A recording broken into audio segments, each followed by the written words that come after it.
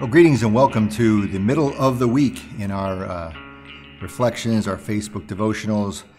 This week we're looking at selected verses in Psalm 119.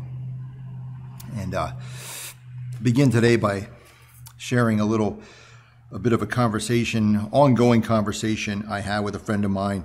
And you know, sometimes in the church we struggle with attendance and especially getting younger people to come. And so we try to do different things, alternative services, more upbeat music, using technology, videos.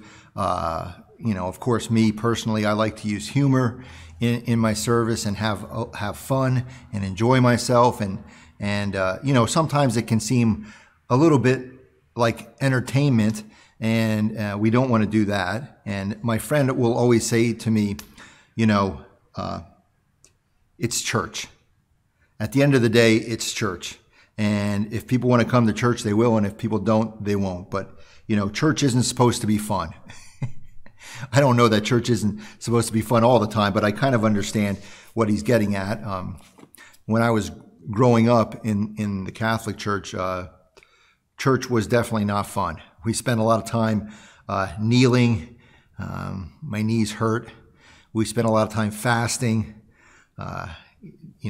self-denial, those kinds of things. I remember looking at the nuns in the church wearing those habits and those what looked like uncomfortable outfits to wear. And, I think in the Catholic Church growing up, I definitely got a sense that suffering was a good thing, that we suffered for God. And so we heard stories of saints throughout the centuries, throughout history, who had suffered terrible fates, happily for God. And so I think, yes, growing up, I definitely had a notion that church relationship with God wasn't fun and wasn't supposed to be fun.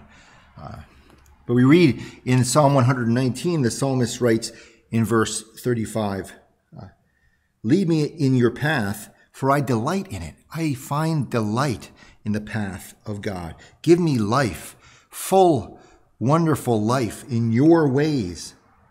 For your ordinances, your laws, your way is good."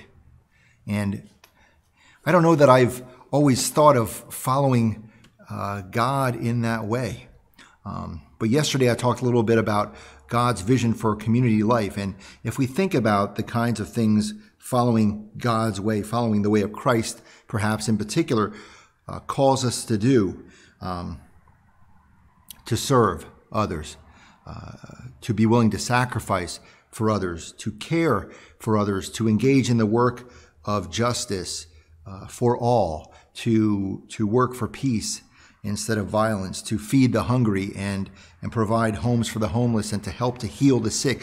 When we think of that kind of work, those kinds of activities that the way of Christ calls us to, we might not think that they're necessarily fun or enjoyable activities to be engaged in. It sounds a little like hard work, but the wonderful thing we discover when we engage in this type of community with one another is that as we are there for other people, so everyone else is there for us in the same way, that when we need help and love and kindness and compassion, we receive it from not just a few selected individuals, but from the entire community. That is the vision of God's community, the kind of vision, the kind of shalom and wholeness that God sets forth in God's commandments. And certainly, if our community life was like that all the time, I think it would be quite wonderful, quite enjoyable, and quite easy to find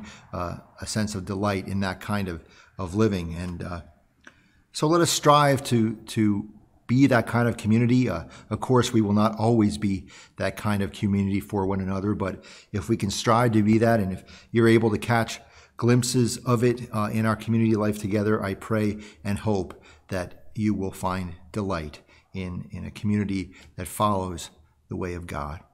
And that is my hope and prayer for our community, for all of us this day. Amen.